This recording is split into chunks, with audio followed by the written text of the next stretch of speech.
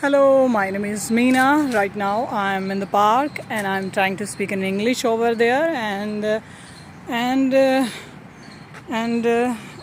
today is totally hot day. Sunlight is directly hitting me all the times because it's a summer day. You can say that April is just going to be finished now and I'm coming here to practice so that I can improve my English. That's the reason. Today I washed my hair. That's the reason I untie my hair. I clutch it with the clutcher. I tie with the clutcher. And right now I'm walking. And what I have seen today, there is very less people have been seen over there at this time.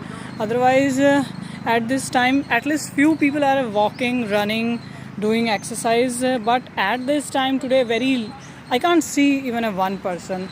But I have seen 2 person, but very far away. And if I talk about the dog, I have already seen there is a 2 dog, but I am so scared that I'm scared that they don't approach me.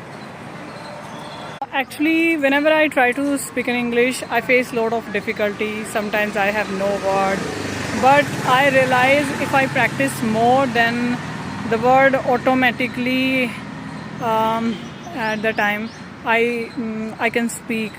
But it need more practice,